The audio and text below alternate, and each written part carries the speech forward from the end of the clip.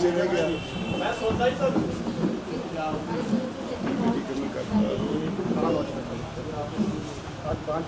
यार सिद्धू सिद्धू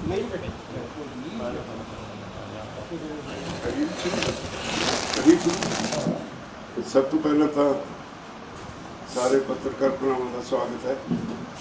अज की मीटिंग मेरी प्रधानगी च हुई जिहदे बड़े अहम फैसले ले गए।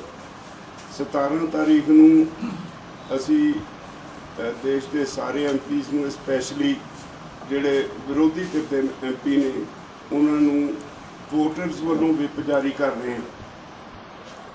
अज तक पार्टियां विप जारी कर दी हैं, वोटर्स का विप असी जारी कर रहे हैं जिहदे च असीं उन्होंने कह रहे हैं भी तुसीं इन्ने लंबे समय तो अंदोलन चलदा है, तुसीं ते तुहाडी पार्टी ने मूँह नहीं खोलिया, तुसीं बनदी आवाज़ नहीं उठाई, इस करके 7.5 महीने किसानों को अंदोलन बैठे हो गए। असीं तुहानूं हदायत करते हैं कि पार्लीमेंट का सैशन शुरू हो रहा है।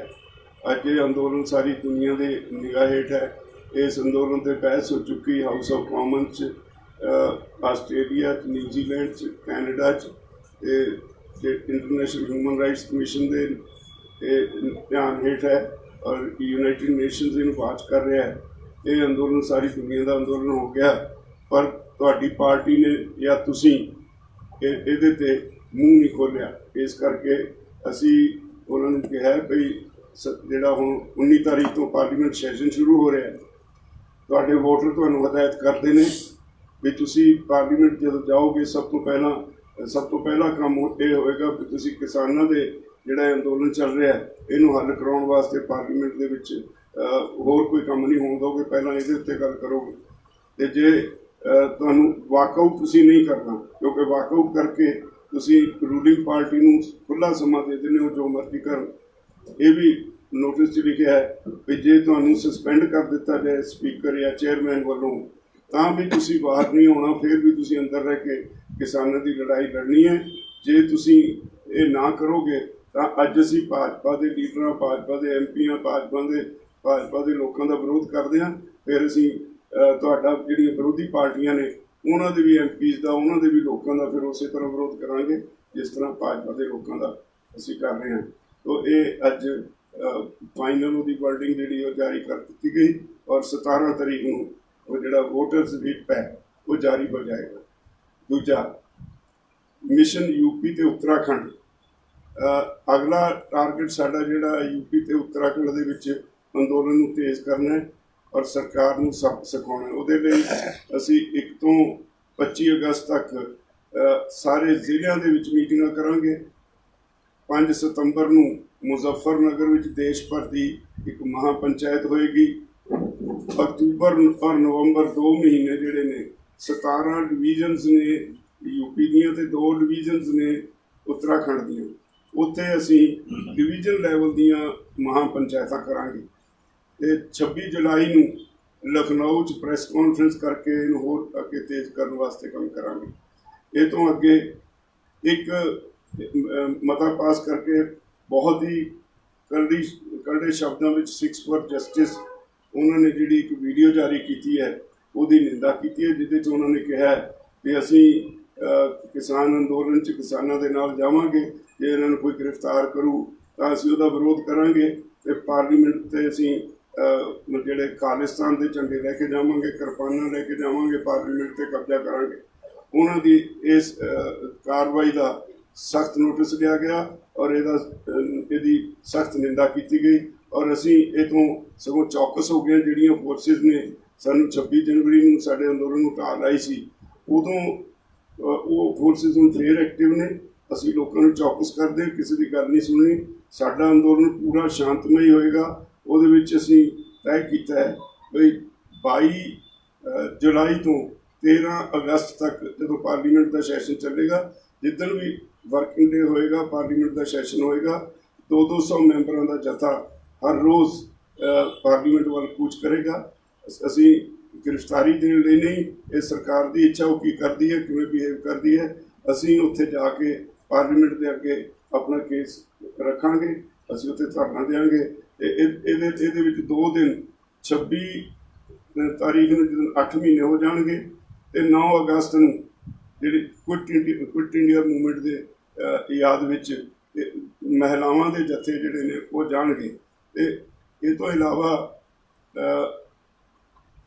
ਇੱਕ ਇਹ ਵੀ ਫੈਸਲਾ ਕੀਤਾ ਵੀ ਅੰਦੋਲਨ ਨੂੰ ਕੋਈ ਗੜਬੜ ਨਾ ਅੰਦੋਲਨ 'ਚ ਕਰ ਸਕੇ, ਉਹਦੇ ਲਈ ਅਸੀਂ ਜਥਿਆਂ ਦੀਆਂ ਲਿਸਟਾਂ ਪਹਿਲੇ ਸਾਰੇ ਜ਼ਿਲ੍ਹੇ ਤੋਂ ਮੰਗ ਲਈਆਂ ਗਈਆਂ। ਹਰੇਕ ਜਿਹੜਾ ਜਥੇ 'ਚ ਕਿਸਾਨ ਜਾਏਗਾ ਉਹਦੇ ਘਰ ਦੇ ਵਿੱਚ ਇੱਕ ਆਈਡੈਂਟੀ ਕਾਰਡ ਹੋਏਗਾ, ਇੱਕ ਲਿਸਟ ਸਾਡੇ ਕੋਲ ਹੋਏਗੀ। ਬਾਹਰੋਂ ਬੰਦੇ ਨੂੰ ਕਿਸੇ ਨੂੰ ਅਲਾਉ ਨਹੀਂ ਕੀਤਾ ਜਾਊਗਾ। ਸਾਡੀ ਆਪਣੀ ਸਿਕਿਉਰਿਟੀ ਦੇ ਵਿੱਚ ਜਥੇ ਜਾਣਗੇ ਤੇ ਪਾਰਲੀਮੈਂਟ ਸਟਰੀਟ ਜਾ ਕੇ ਉਹ ਪਾਰਲੀਮੈਂਟ ਦੇ ਅੱਗੇ ਆਪਣਾ ਮੁਜ਼ਾਹਰਾ ਕਰਨਗੇ। ਇਹ ਅਸੀਂ ਫੈਸਲੇ ਕੀਤੇ ਹੈ। ਇੱਕ ਫੈਸਲਾ ਇੱਕ ਅਸੀਂ ਇਸ ਗੱਲ ਦੀ ਅੱਜ ਸਖਤ ਨੋਟਿਸ ਲਿਆ, ਪਹਿਲੀ ਵਾਰੀ ਹੋਇਆ ਇਤਿਹਾਸ ਵਿੱਚ ਸਿਰਸੇ 'ਚ ਹਰਿਆਣਾ ਸਰਕਾਰ ਨੇ 2 ਕਿਸਾਨਾਂ ਦੇ ਖਿਲਾਫ ਦੇਸ਼ ਧਰੋਹੀ ਦੇ ਕੇਸ ਦਰਜ ਕੀਤੇ ਨੇ। ਤੇ ਇੱਕ ਅਸੀਂ ਅੱਜ ਜਿਹੜਾ ਹਰ ਰੋਜ਼ ਚੜੂਨੀ ਸਾਹਿਬ ਦੇ ਪੋਲੀਟੀਕਲ ਹੋਣ ਦੇ ਬਿਆਨ ਆਈ ਜਾ ਰਹੇ ਸੀ ਪੰਜਾਬ ਦੇ ਲੋਕਾਂ ਨੂੰ ਮਿਸ਼ਨ ਪੰਜਾਬ ਦੇ ਨਾਂ ਹੇਠ, ਇਸ ਵੇਲੇ ਅਸੀਂ ਮੋਰਚਾ ਲੜ ਰਹੇ ਹਾਂ। ਇਸ ਵੇਲੇ ਕੋਈ ਰਾਜਨੀਤੀ ਨਹੀਂ ਕਰ ਰਹੇ। ਬਾਰ-ਬਾਰ ਕਹਿਣ ਦੇ ਬਾਵਜੂਦ ਉਹ ਫਿਰ ਅਸੀਂ ਉਹਨਾਂ ਦੇ ਬਿਆਨ ਕੰਡੈਮ ਕਰਦੇ ਰਹੇ, ਉਹ ਫਿਰ ਬਿਆਨ ਦਿੰਦੇ ਰਹੇ। ਅੱਜ ਉਹਨਾਂ ਦੀ ਇਸ ਕਾਰਵਾਈ ਲਈ ਅਸੀਂ 7 ਦਿਨ ਲਈ ਉਹਨਾਂ ਨੂੰ ਸਸਪੈਂਡ ਕੀਤਾ ਹੈ ਔਰ 7 ਦਿਨ ਕੋਈ ਬਿਆਨ ਨਹੀਂ ਦੇ ਸਕਣਗੇ, ਸਟੇਜ 'ਤੇ ਨਹੀਂ ਜਾ ਸਕਣਗੇ, ਇੱਦਾਂ ਦੀ ਉਹਨਾਂ 'ਤੇ ਪਾਬੰਦੀ ਲਾਈ ਹੈ। ਤੇ ਅੱਜ ਦੇ ਇਹੀ ਫੈਸਲੇ ਨੇ। ਮੈਂ ਬੇਨਤੀ ਕਰਾਂਗਾ sir Prem Singh Pangu advocate Punjab Haryana high court ਸਾਡੇ ਲੀਡਰ ਨੇ ਕਿਸਾਨ ਜਥੇਬੰਦੀ ਦੇ, ਜਿਹੜੇ ਸੈਡੀਸ਼ਨ ਦੇ ਕੇਸ ਨੇ ਉਹਦੇ ਬਾਰੇ ਕੁਝ ਕਹਿਣਾ ਚਾਹੁੰਦਾ।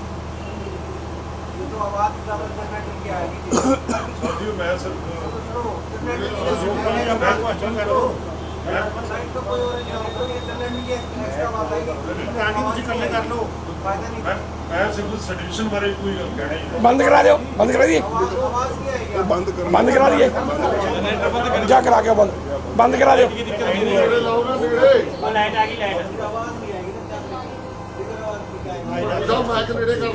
ਤੁਸੀਂ ਆਪ ਦੀ ਲੈਟਰ ਲਾ ਦਿਓ। ਚਲੋ ਜੀ। ਸਿਰਸਾ ਦੇ ਵਿੱਚ ਕੱਲ ਹੋਈ ਘਟਨਾ, ਉਹ ਜਦ ਸਾਰੇ ਉਹਦੇ ਵਿੱਚ 2 ਫਾਰਮਰਸ ਦੇ ਖਿਲਾਫ ਸੈਡੀਸ਼ਨ ਦਾ ਕੇਸ ਦਰਜ ਕੀਤਾ। ਸੈਡੀਸ਼ਨ 124 ਇਹ ਹੈ ਜਿਹਨੂੰ ਦੇਸ਼ ਧਰੋਹ ਕਿਹਾ ਜਾਂਦਾ। ਜਿਵੇਂ ਰਾਜੇਵਾਲ ਸਾਹਿਬ ਨੇ ਕਿਹਾ, ਇਹ ਦੇਸ਼ 'ਚ ਔਰ ਪੰਜਾਬ ਤੇ ਹਰਿਆਣੇ 'ਚ ਮੈਂ ਕਹਾਂਗਾ ਕਿ ਪਹਿਲਾ ਕੇਸ ਹੈ ਫਾਰਮਰਸ ਦੇ ਖਿਲਾਫ ਜੋ ਸੈਡੀਸ਼ਨ ਦਾ ਦਰਜ ਕੀਤਾ। ਪਹਿਲਾਂ ਹੋਰ ਬੜੇ ਕੇਸ ਦਰਜ ਕੀਤੇ, 307 ਵੀ ਸੀ, ਹੋਰ ਵੀ ਧਾਰਾਵਾਂ ਸਨ, ਪਰ ਸੈਡੀਸ਼ਨ ਪਹਿਲਾ। ਮੈਂ ਇਹ ਥੋੜੇ ਜਰੀਏ ਕਹਿਣਾ ਚਾਹੁੰਦਾ ਵੀ ਇਹ ਬਿਲਕੁਲ ਅਨਡੈਮੋਕ੍ਰੈਟਿਕ ਹੈ, ਅਨਕॉन्स्टिट्यूशनल है, क्योंकि कोई ऐसी घटना जी सिरसा च भी होर भी हुई, ये देशद्रोह की घटना नहीं। ऑनरेबल सुप्रीम कोर्ट ने बड़िया ਜਿਹੜੀਆਂ ਜਜਮੈਂਟਸ ਦੇ ਵਿੱਚ ਹੁਣ ਤੱਕ ਕਿ ਹੈ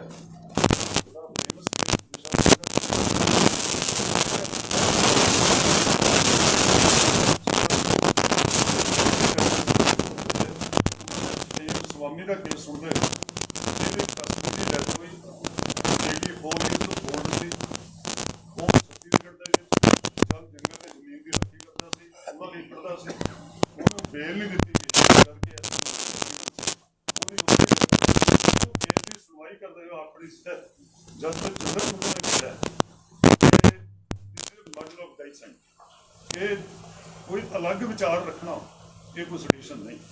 ਵਿਸ਼ਾਵਦੀ ਦੇ ਕੇਸ ਨਤਾਸ਼ਾ ਦੇ ਕੇਸ ਇਨ ਸੋ ਮੈਨੀ ਕੇਸਸ ਸੁਪਰੀਮ ਕੋਰਟ ਕਹਿ ਚੁੱਕੀ ਹੈ, ਪਰ ਫਿਰ ਵੀ ਜਿਹੜੀ ਸਰਕਾਰ ਹੈ ਉਹ ਇਹਨਾਂ ਧਾਰਾਵਾਂ ਦੀ ਗਲਤ ਇਸਤੇਮਾਲ ਕਰ ਰਹੀ ਹੈ ਔਰ ਉਹਨਾਂ ਫਾਰਮਰਸ ਦੇ ਖਿਲਾਫ, ਲੋਕਾਂ ਦੇ ਖਿਲਾਫ ਜਿਹੜੇ ਆਪਣੇ ਹੱਕਾਂ ਲਈ ਲੜਦੇ ਨੇ, ਇਹ ਧਾਰਾਵਾਂ ਤੇ ਲਾਈਆਂ ਜਾ ਰਹੀਆਂ ਨੇ ਜਿਹੜੀਆਂ ਕੇਵਲ देश के खिलाफ कोई जंग का ऐलान करे, कोई देश विरोधी एक्टिविटी करें, उन्होंने पर लगती है फार्मर्स के नहीं लगती। सो असं संयुक्त किसान मोर्चे इसका सख्त नोटिस है और स्ट्रॉन्गली इसको कंडेम करते हैं कि बिल्कुल उन्होंने देश वापस होना चाहिए।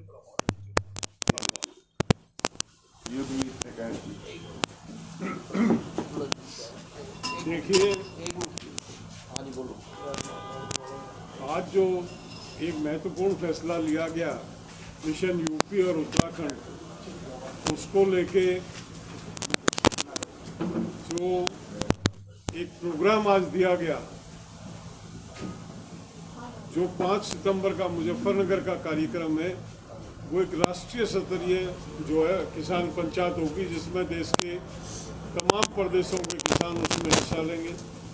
और उस पंचायत की शुरुआत के माध्यम से यूपी में जो हमारा हम अपना कार्यक्रम जो लोगों को अवेयर करने के लिए लेके चल रहे हैं यूपी और उत्तराखंड में, तो उसमें लाखों की संख्या में किसान उसमें हिस्सा लेंगे।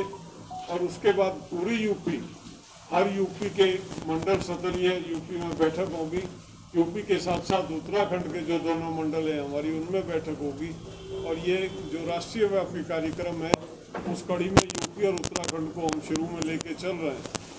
नवंबर के बाद, नवंबर तक का हमने कार्यक्रम तय किया। नवंबर तक हम ये तमाम अपने मंडल हैं उनको कवर कर लेंगे। और नवंबर के बाद में जो भी संयुक्त किसान मोर्चे का निर्णय होगा, इसको आगे लेके बढ़ेंगे।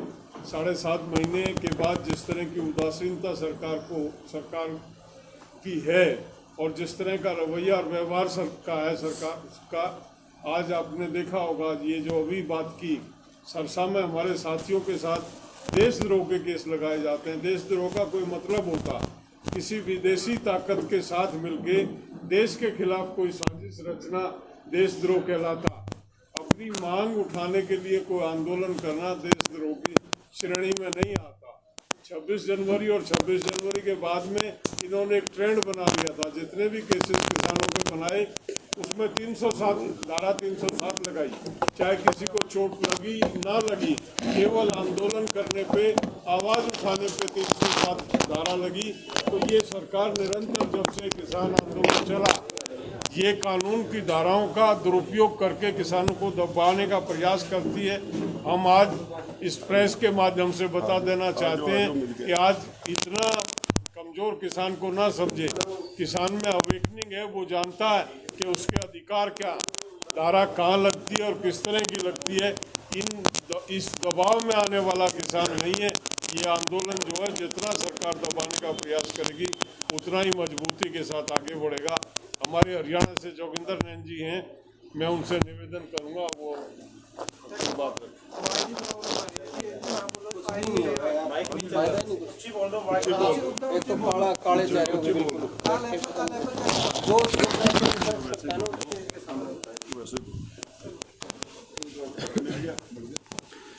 मैं जोगिंदर घासीराम नैन, प्रदेश अध्यक्ष भारतीय किसान यूनियन हरियाणा। मैं हरियाणा प्रदेश की सरकार की जो लगातार कारगुजारियाँ 7.5-8 महीने से हो रही हैं, उन पर थोड़ा प्रकाश डालूंगा। जो संसद का कार्य था वो मेरे सीनियर साथियों ने बता दिया आप सब साथियों को।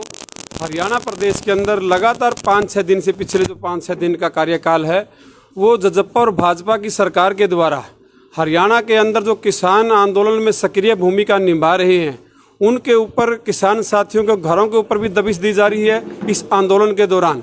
और जो किसान साथी हमारे, हम ये कहते हैं खुले मन से, आप मीडिया के माध्यम से, अगर हमारे किसी किसान साथी के द्वारा कोई ऐसी हरकत की गई है तो हम उसको सज़ा देने के हक में है।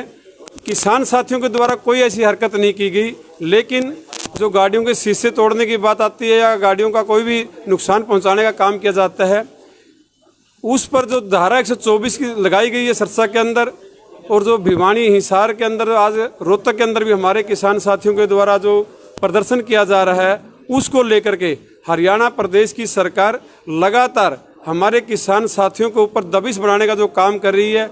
हम पहले भी कह चुके हैं कि लगातार 7.5 महीने से हरियाणा प्रदेश का पूरा किसान शांतिमय तरीके से अपने इस किसान आंदोलन की अहम भूमिका निभा रहा है, जो दिल्ली के चारों तरफ लगा हुआ है। और जो बात है आने वाली 22 तारीख के लेकर, उसमें भी सभी साथियों को स्पष्ट कर दिया गया है कि जो भी मेरे को किसान साथी हरियाणा का सुन रहा है, मैं उनसे भी अपील करना चाहता हूं कि वो एक अपना पासपोर्ट साइज फोटो, आधार कार्ड की कॉपी अपना जिला अध्यक्ष, ब्लॉक अध्यक्ष या अपने सीनियर किसान नेताओं के माध्यम से पहुंचाए। कोई भी किसान साथी ऐसा कार्य नहीं करना चाहता जिससे संसद के द्वारा कोई अवरुद्ध पैदा हो। हम अपनी आवाज़ को अंदर वकील, अपने MP MLA उठाएंगे और बाहर किसान साथी अपना पूर्ण रूप से आवाज़ उठाएगा। जय जवान, जय किसान साथी। कोई नहीं हो जाएगा यार, फिर आवाज नहीं आएगी, लो आ रही है साडी भाई, आवाज नहीं आएगी, वीडियो क्वालिटी साडी बहुत लो भाई, फिर हम करते मना, हम हमारे को मना। हाँ भी साथियों, 17 तरीक को ਅਸੀਂ ਪੰਜ ਜਥੇ ਦੀਆਂ ਲਿਸਟਾਂ ਸਾਰੀਆਂ ਜਥੇਬੰਦੀਆਂ ਤੋਂ ਮੰਗਾ ਲਈਆਂ। 17 ਤਰੀਕ ਨੂੰ ਸਾਨੂੰ ਲਿਸਟਾਂ ਦੇ ਦੇਣਗੇ, ਬਾਕਾਇਦੇ ਉਹਦਾ ਐਂਟਰੀ ਕਾਰਡ ਸਾਰਾ ਕੁਝ ਦੇਣਾ ਹੈਗਾ। ਉਸ ਅਸੀਂ ਫੈਸਲੇ ਕੱਲ ਸਾਡੀ 32 ਜਥੇਬੰਦੀਆਂ ਦੀ ਮੀਟਿੰਗ ਹੋਈ ਸੀ ਪੰਜਾਬ ਦੀ, ਕਿਉਂ ਮਿਸ਼ਨ ਪੰਜਾਬ ਵੀ ਦਿੰਦਾ ਸਾਡੇ ਸਾਹਮਣੇ, ਪਰ ਇੱਕ ਫੈਸਲਾ ਕਰਿਆ ਸੀ 32 ਜਥੇਬੰਦੀਆਂ ਨੇ, ਭਾਰਤੀ ਜਨਤਾ ਪਾਰਟੀ ਦਾ ਪੂਰਾ ਵਿਰੋਧ ਕੀਤਾ ਜਾਊਗਾ। ਜਿੱਥੇ ਵੀ ਜਾਣਗੇ ਕਾਲੇ ਝੰਡੇ ਦਿਖਾਏ ਜਾਣਗੇ, ਨਾਅਰੇ ਲਾਏ ਜਾਣਗੇ, ਪਰ ਇਹ ਸਾਡਾ ਕੋਈ ਪ੍ਰੋਗਰਾਮ ਨਹੀਂ ਕਿਸੇ ਨਾਲ ਹੱਥੋਂ ਪਾਈ ਕਰੀਏ। ਇਹ ਸੰਯੁਕਤ ਮੋਰਚੇ ਦਾ ਕੋਈ ਪ੍ਰੋਗਰਾਮ ਨਹੀਂ। ਕਾਲੀ, ਕਾਂਗਰਸੀ, ਆਮ ਪਾਰਟੀ ਵਾਲੇ, ਕਾਮਰੇਡ, ਉਹਨਾਂ ਦਾ ਕੋਈ ਵਿਰੋਧ ਨਹੀਂ ਕੀਤਾ ਜਾਊਗਾ। ਉਹ ਆਦਾ ਕਿਹੜੇ ਤਰੀਕੇ ਨਾਲ ਪ੍ਰਚਾਰ ਕਰਦੇ ਨੇ, ਉਹਨਾਂ ਤੋਂ ਸਵਾਲ ਪੁੱਛੇ ਜਾ ਸਕਦੇ ਨੇ, ਸਾਡੇ ਵਰਕਰ ਸਵਾਲ ਪੁੱਛਣਗੇ। ਇਹ ਫੈਸਲਾ ਹੈ। ਤੇ 32 ਜਥੇਬੰਦੀਆਂ ਦੇ ਲੀਡਰ ਸਾਡੇ, ਜੇ ਸਾਡਾ ਮੰਗਾਂ ਨਹੀਂ ਮੰਨੀ ਦੀਆਂ, ਅਸੀਂ ਪੰਜਾਬ 'ਚ ਇਲੈਕਸ਼ਨਾਂ 'ਚ ਨਹੀਂ ਜਾਵਾਂਗੇ। 32 ਦੇ 32 ਜਿਹੜੇ ਸੀਨੀਅਰ ਲੀਡਰ ਨੇ ਉਹ ਆਪਦੇ ਸੰਘਰਸ਼ ਦੇ ਵਿੱਚ ਰਹਿਣਗੇ। ਉਹ ਕੋਈ ਮਗਰ ਲੜਦਾ ਪੰਜਾਬ ਵਿੱਚ ਆਪਦੀਆਂ ਇਲੈਕਸ਼ਨ ਲੜੀ ਜਾਵੇ, ਪਰ ਇਹਨਾਂ ਲੀਡਰਾਂ 'ਚੋਂ ਪੰਜਾਬ 'ਚ ਕੋਈ ਨਹੀਂ ਜਾਊਗਾ। ਜੱਜ ਕੇ ਇੱਥੇ ਖੜਾਂਗੇ। ਇਹ ਗੱਲ ਸਾਡੀ ਪੰਜਾਬ ਦੇ ਵਿੱਚ ਕੱਲ੍ਹ ਪਾਸ ਹੋਈ ਹੈ।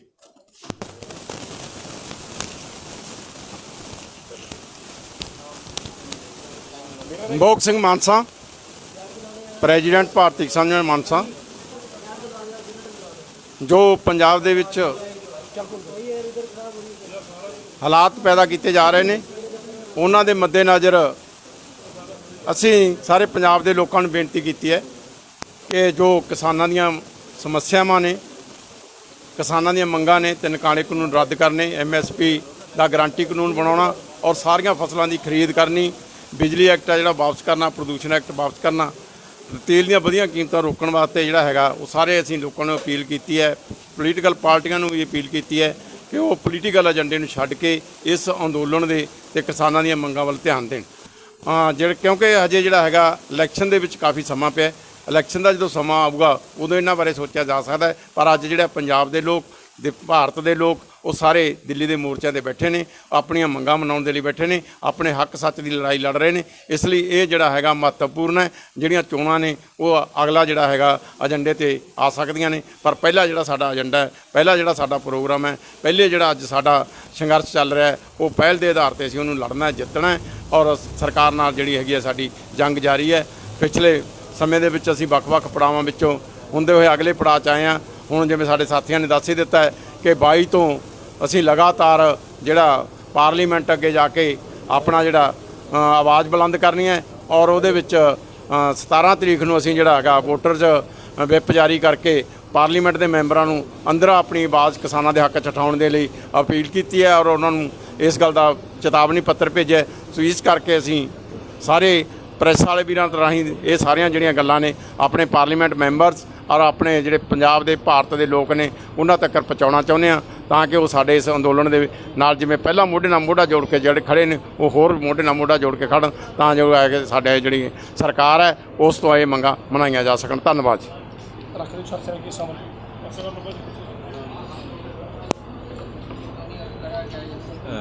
प्रहलाद सिंह बारूखेड़ा, प्रदेश अध्यक्ष हरियाणा किसान मंच।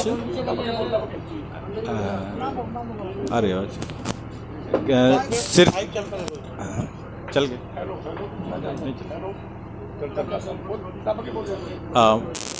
प्रहलाद सिंह बारूखेड़ा, प्रदेश अध्यक्ष हरियाणा किसान मंच। अभी जो संयुक्त मोर्चे की बैठक हुई उसके अंदर बातचीत सारे हमारे सीनियर लीडर ने बताई है।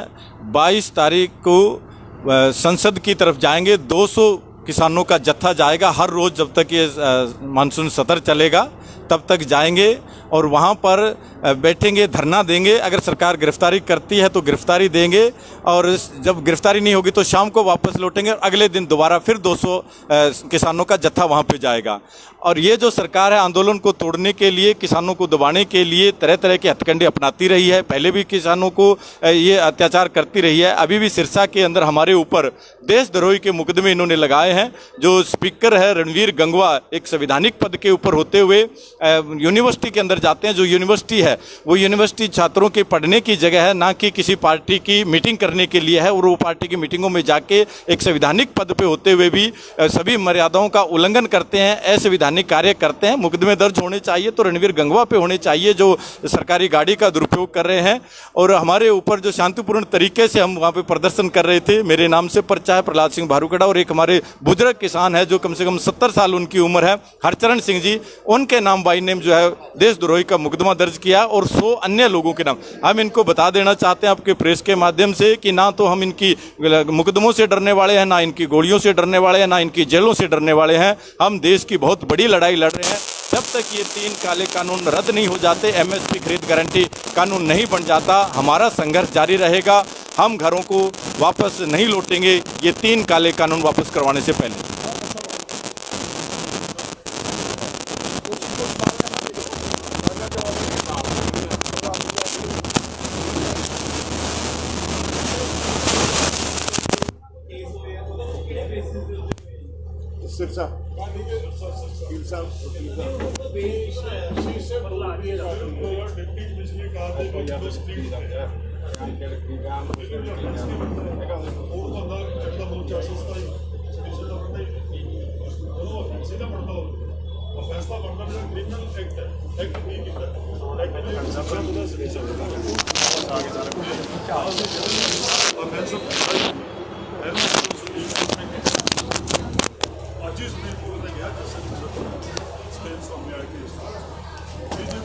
विचार भी रखता है, अलग विचार रखता है, सरकार के खिलाफ है, किसी के खिलाफ है, ये सडिशन तो है नहीं, ये तो वैसे एक फंडामेंटल राइट है।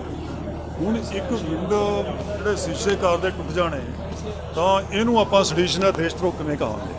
ਦੇਸ਼ਧਰੋਹ ਇੱਕ ਦੇਸ਼ ਦੇ ਖਿਲਾਫ ਜੰਗ ਛੇੜਦਾ ਹੈ, waging war against the country. ਇੱਕ ਸ਼ੀਸ਼ੇ ਤੋੜਨਾ, they have not wage war against the country.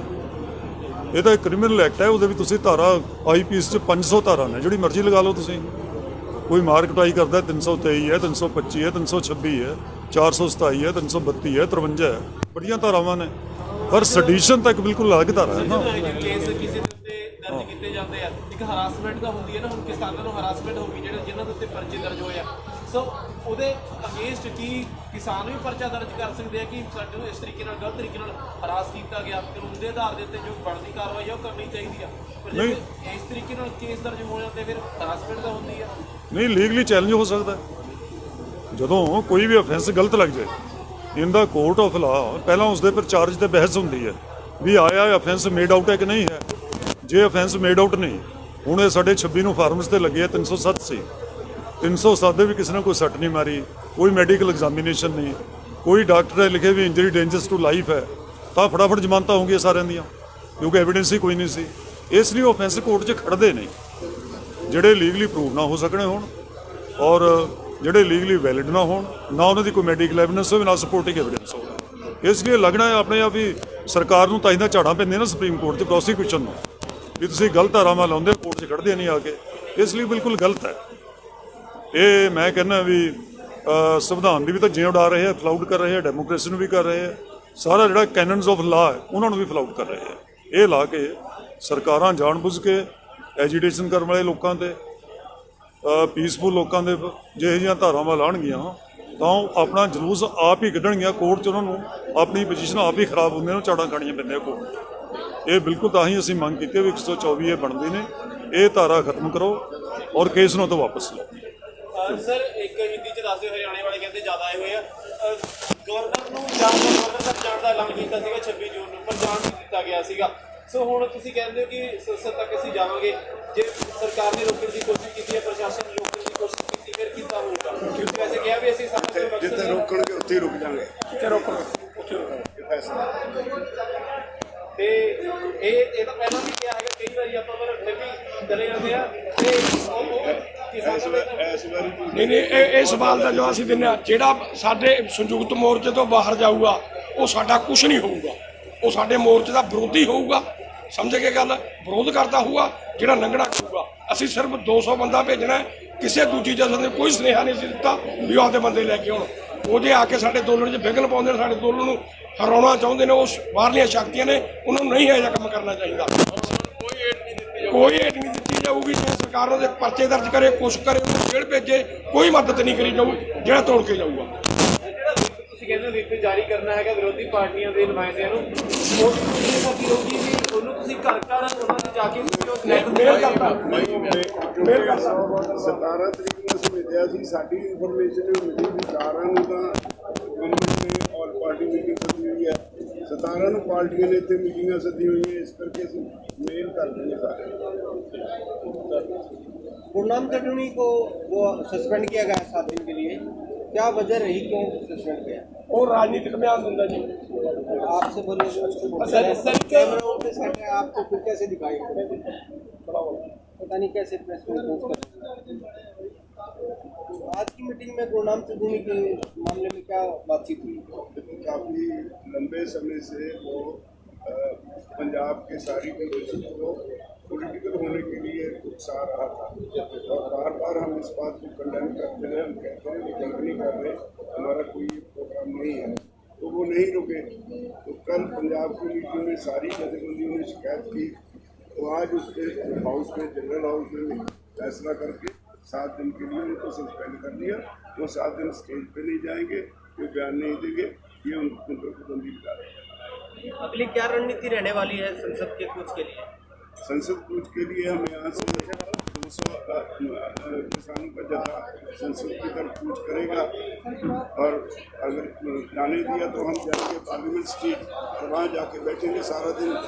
प्रशासन पहले से ही हाई अलर्ट है, अगर दिल्ली नहीं जाने दिया तो उनका काम है, हम अपना काम करेंगे। देखिए अब इस आंदोलन की जो स्थिति बन गई है, ये इस पर सारी दुनिया की निगाह है। इस आंदोलन में नंबर की बात नहीं है, अब तो एक्शन की बात है। वो कुछ ना कुछ होना चाहिए, वो हम कर रहे हैं। तो दिल्ली चारों तरफ से पहले ही प्रशासन की टाइट है, तो आप जाएंगे कौन से? तो देखेंगे जहाँ से भी रास्ता मिलेगा हम सीधा जाएंगे। अरेस्ट करना है अरेस्ट कर ले, ਰਾਜੇਵਾਲ ਸਾਹਿਬ नहीं करना ना करें, हम जाएंगे सीधा। ਰਾਜੇਵਾਲ ਸਾਹਿਬ ਜਦੋਂ ਅਸੀਂ ਕਿਸਾਨਾਂ ਨਾਲ ਗੱਲ ਕਰਦੇ ਆ, ਉਹ ਕਹਿੰਦੇ ਕਿ ਜੇ ਕਿਸਾਨ ਆਪਣੀ ਪਾਰਟੀ ਬਣਾ ਦੇਣ ਜਨਤਾ ਪੂਰਾ ਸਹਿਯੋਗ ਦੇਊਗੀ। ਤੁਹਾਨੂੰ ਨਹੀਂ ਲੱਗਦਾ ਵੀ ਕਿਸਾਨਾਂ ਨੂੰ ਪਾਰਟੀ ਬਣਾਉਣੀ ਚਾਹੀਦੀ ਹੈ? ਇਸੇ ਗੱਲ ਪਿੱਛੇ ਚੰਗੋਈ ਨਾਲ ਮਤਭੇਦ ਹੋਇਆ ਸੀ। ਫਿਲਹਾਲ ਅਸੀਂ ਮੋਰਚਾ ਲੜਨ ਆਏ ਹੋਏ ਹਾਂ, ਅਸੀਂ ਇਲੈਕਸ਼ਨ ਲੜਨ ਲਈ ਨਹੀਂ ਆਏ ਹੋਏ। ਸਾਡਾ ਟਾਰਗੇਟ ਕਿਸਾਨ ਮੰਗਾਂ ਨੇ, ਜਦੋਂ ਤੱਕ ਇਹਦਾ ਕੋਈ ਫੈਸਲਾ ਨਹੀਂ ਹੁੰਦਾ ਉਦੋਂ ਤੱਕ ਇਸ ਪਾਸੇ ਦੇਖਣਾ ਵੀ ਸਾਡੇ ਲਈ ਪਾਪ ਹੈ। ਮੈਂ ਸਮਝਦਾ ਤੁਸੀਂ ਮੰਨਦੇ ਨਹੀਂ ਕਿ ਸਿਆਸਤ ਦੇ ਵਿੱਚ ਜੇ ਆ ਜਾਂਦੇ ਹੈਗੇ, ਜੇ ਪਾਵਰ ਦੇ ਵਿੱਚ ਕਿਸਾਨ ਹੁੰਦੇ ਤਾਂ ਲੱਗਦਾ ਨਹੀਂ ਵੀ ਇਹ ਮਸਲਾ ਛੇਤੀ ਹੱਲ ਹੋ ਸਕਦਾ ਸੀਗਾ? ਅੱਜ ਵੀ ਬਹੁਤ ਸਾਰੇ ਕਿਸਾਨ ਨੇ ਜਿਹੜੇ ਪਾਰਲੀਮੈਂਟ ਦੇ ਮੈਂਬਰ ਨੇ, ਉਹਨਾਂ ਵਿੱਚ ਥਰਡ ਜਿਹੜੇ ਨੇ ਉਹਨਾਂ ਦਾ ਪਿਛੋਕੜ ਜਿਹੜਾ ਕਿਸਾਨੀ ਚੋਂ, ਪਰ ਉਹਨਾਂ ਦਾ ਕਿੱਤਾ ਹੁਣ ਰਾਜਨੀਤੀ ਹੋ ਗਿਆ, ਕਿਸਾਨੀ ਰਿਹਾ ਨਹੀਂ, ਇਸ ਕਰਕੇ ਮੂੰਹ ਨਹੀਂ ਬੋਲਦੇ। ਅਸੀਂ ਫਿਲਹਾਲ ਇਹ ਫੈਸਲਾ ਕੀਤਾ नहीं। आसपास के जो गांव के व्यक्ति हैं उन्होंने किस तारीख को एक रास्ता खोलो आंदोलन जो कुछ करने की बात कही, उनके बारे में क्या बात है? वो बीजेपी वाले हैं, कहते हैं कहने दो।